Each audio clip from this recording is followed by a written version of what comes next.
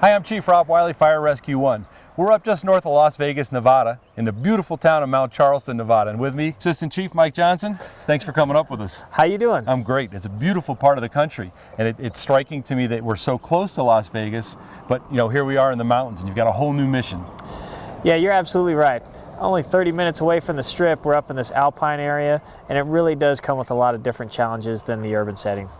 The wildland interface, as we were talking earlier, is kind of your main challenge up here. And we were talking about two of the main attack modes you have, your mobile attack and then your hand crews. Tell me about the mobile attack.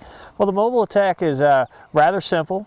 We equip wildland firefighters with a vehicle that has pump and roll capabilities. It's usually a smaller engine, a Type 6. It's what we typically use up here for that type of operation.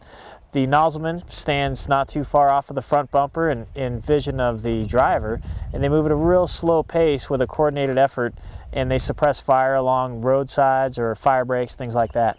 All right. So then we talk about the hand crews, and I'm a structural guy, so it's kind of counterintuitive for me that a lot of what these guys do has nothing to do with putting water on fire, and that's the hand crews. You're right. The hand crews essentially remove fuel, putting in fuel type brakes, what we call fire line, and with hand crews do it, we call it hand line. Essentially, it's a 1.5 times the height of the fuel brake, and it removes the fuel, keeps it from burning. And what people don't often realize is that hand crews are kind of the cornerstone. Putting in hand line, that's essentially the way that we stop the fires from growing, and we eventually put them out. Watching the guys work today, it kind of struck me that everybody had a specific task. They were lined up, they were doing their thing, and what's the different tools and the juxtaposition of the order of the tool and the line? I find it easiest to think of the sharpest tools up front, going back to the less sharp or duller tools towards the rear. Chainsaws, Pulaskis that have like an axe-like head on them for cutting, they'd be up at the front. They'd be taking down whatever vegetation needs to come down as far as cutting. As you work your way back, the shovels, maybe even a combination tool would be somewhere in the middle, and then eventually a scraping type tool like the McLeod. And they're literally just scraping the fuel and getting a nice dirt path. Absolutely, down to good mineral soil, not a Duffy or any type of decomposed vegetation. It's right down to that mineral soil. That's the best line. The other thing, watching these guys, that's hard work. These guys got to be in good shape. You're right. It takes sometimes 2, 3, sometimes even months to put out a wildland fire, working 16 hours a day and 8 hours of rest, so it's day in and day out work, and you see the heavy 45-pound packs they're wearing, swinging a tool for those 16 hours.